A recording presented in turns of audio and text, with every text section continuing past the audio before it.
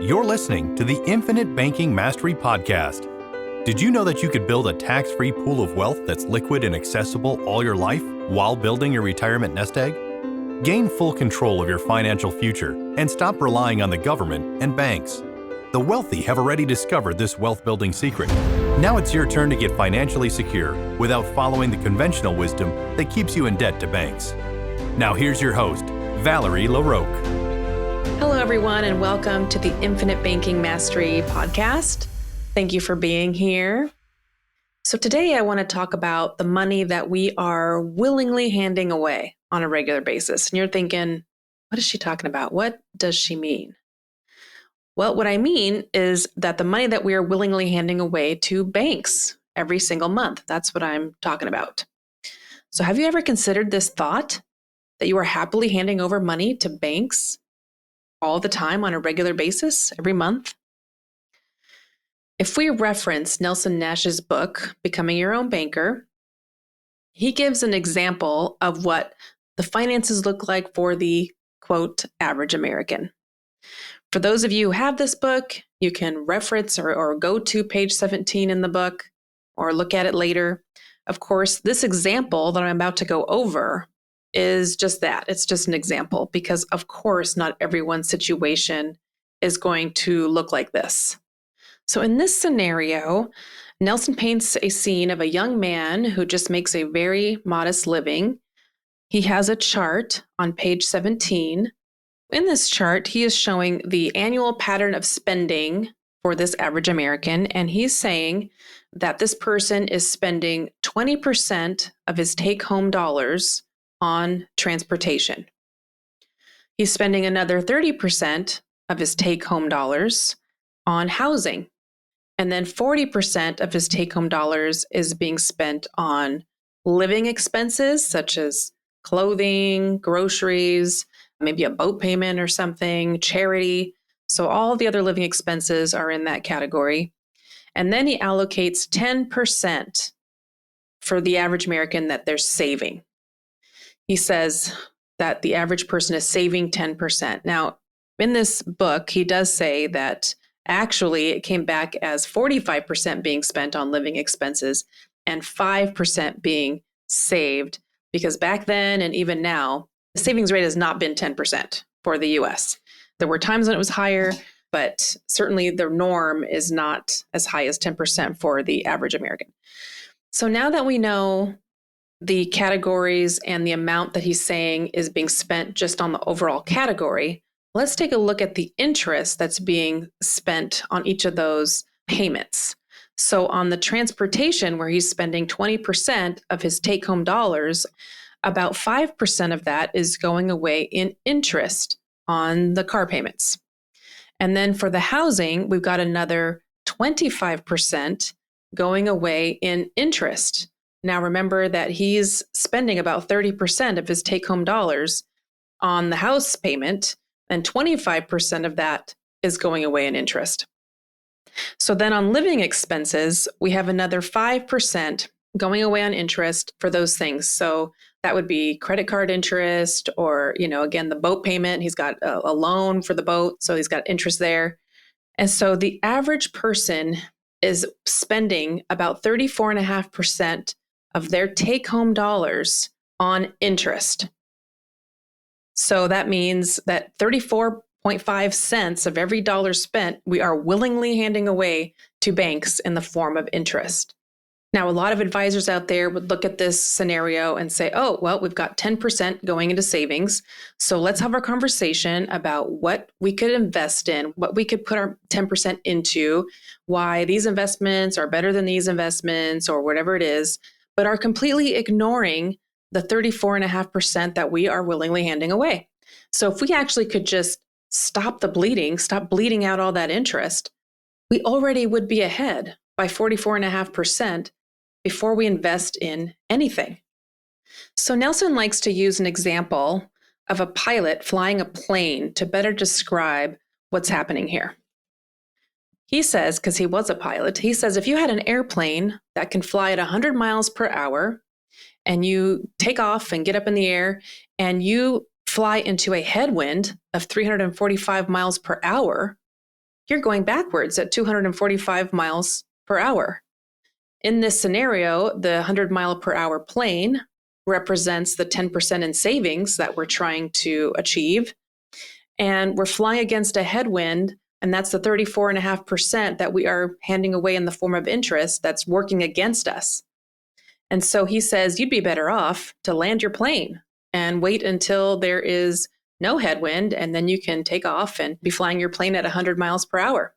And at least your 10% savings, you're actually able to save, and that's actually working for you. And he says most people then they might think, well, if I could do any better, maybe I can get to 105 miles per hour, or this is the best it gets. This is the best I can do. But he says, no, that's not the best you can do, because actually you could land your plane and wait for that headwind to become a tailwind. And now that tailwind is pushing you at 445 miles per hour. So it's helping you along. And so that's the same thing we're talking about here. That getting that help of that redirecting that interest to paying yourself, paying your own banking system, that would be best to get that headwind working for you and become a tailwind instead and push you forward. And so what he's saying is basically about 95% of Americans are doing the equivalent of flying into a 345 mile per hour headwind. And in the financial world, things are always compared to what everyone else is doing. So the difference between what we're teaching and what everyone else is doing is a difference of 690 miles per hour. So, of course, in the world of flying planes, the environment can't be controlled. But in the financial world, you can control your environment by controlling the banking equation in your life. By doing this, you would be creating that perpetual tailwind for yourself, just launching you forward in your own financial world. So kind of to give you a story about being in control and controlling your own financial world, like how is this possible that I could control the banking function of my life? I'm going to give you a short story about a client that I've worked with. And so this person, he wanted to buy some property.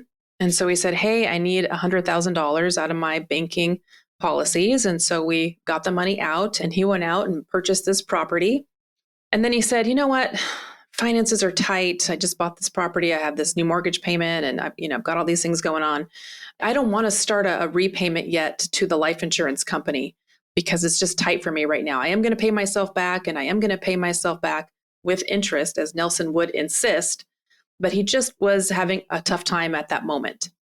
And so we pushed it off and he just didn't pay anything back to that on that money he borrowed from the life insurance company for about a year or so. And so I'm just going to ask, what bank would allow you to take $100,000 loan and then just pay nothing for a year? Anyone, anywhere, is this a possibility? No, you take $100,000 loan and you got to pay it back. You have a payment right away. And if you don't pay it, then you lose the loan, you lose the property, they seize your assets. And so that's just one of the ways where you are in control by using your own banking system, is that if you stuff it and you have enough money in there for whatever the purpose is, whether you want to buy real estate or whatever it is you want to do, you want to buy some investments using your banking system, you are in control and you can control the payments to yourself. And you can decide if you're going to pay yourself back with more or with less, or pay yourself off all at once, or pay it over time. So we eventually did, after that year, we did get together and create an amortization schedule. And we, according to the amount of time he wanted to structure the payments to pay himself back and pay off that loan, we did all of that. And he created an interest rate that he wanted to pay himself.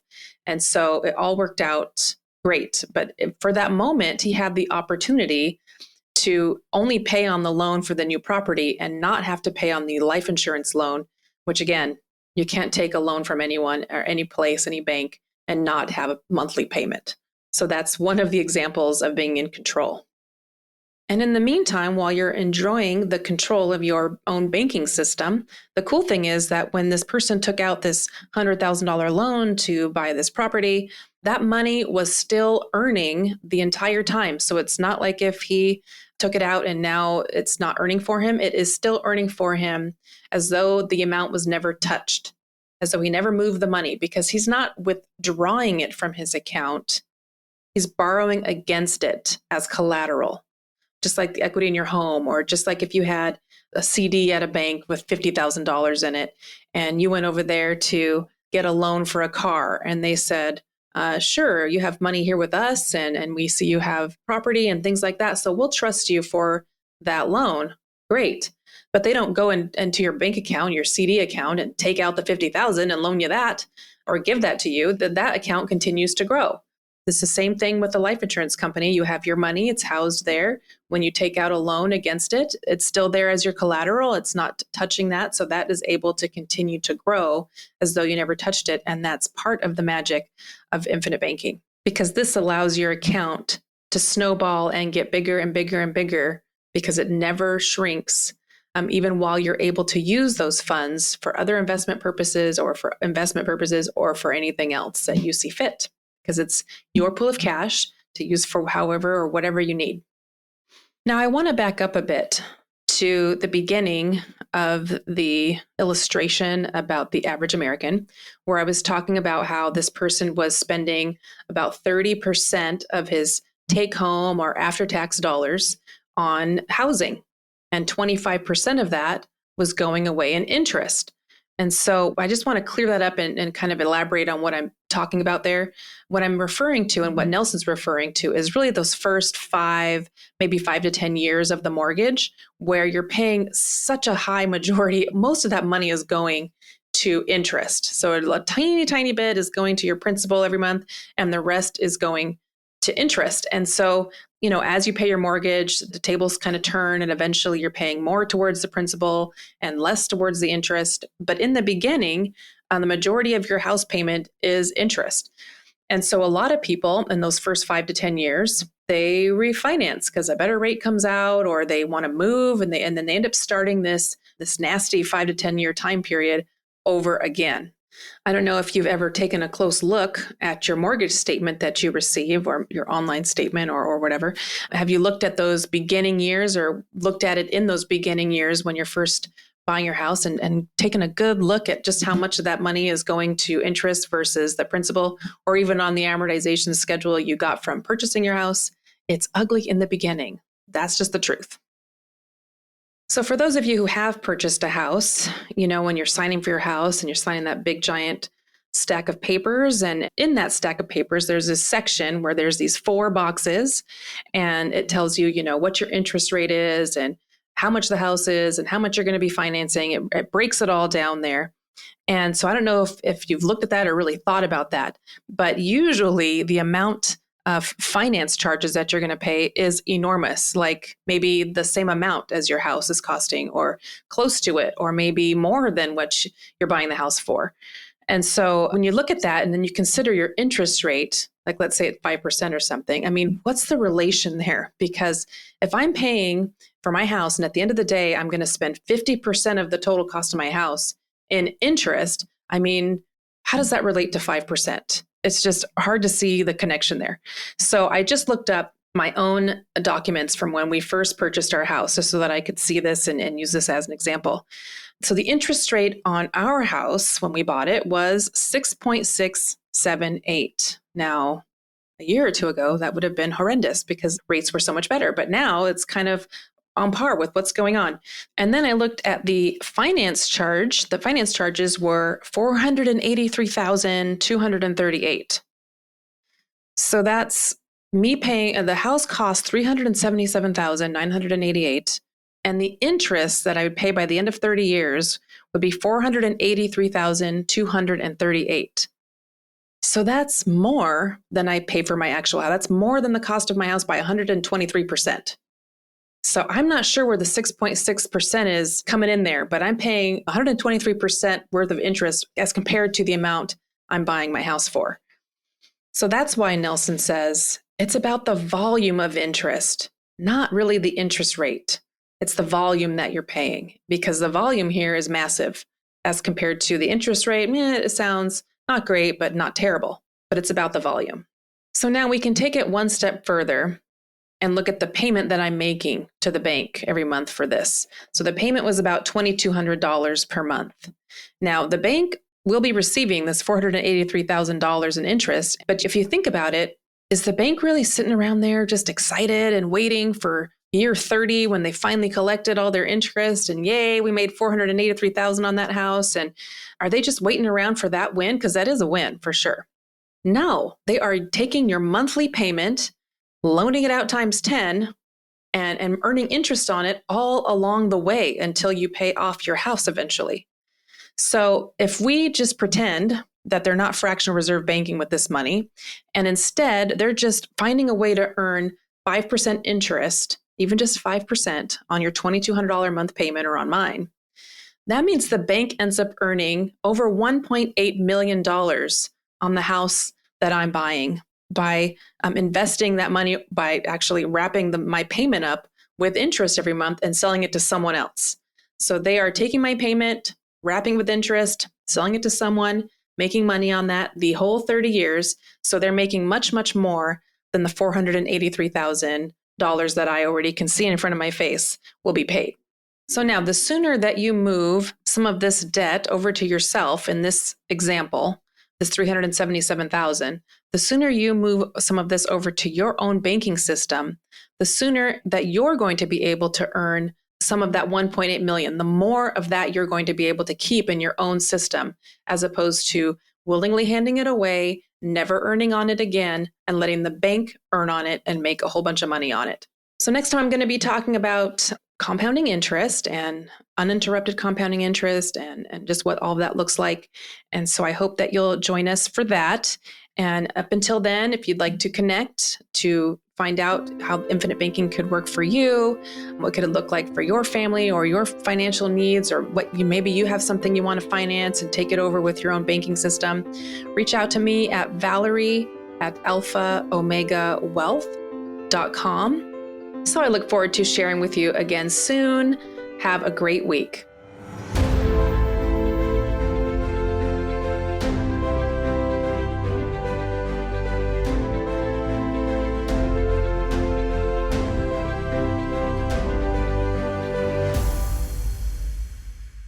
This is thepodcastfactory.com.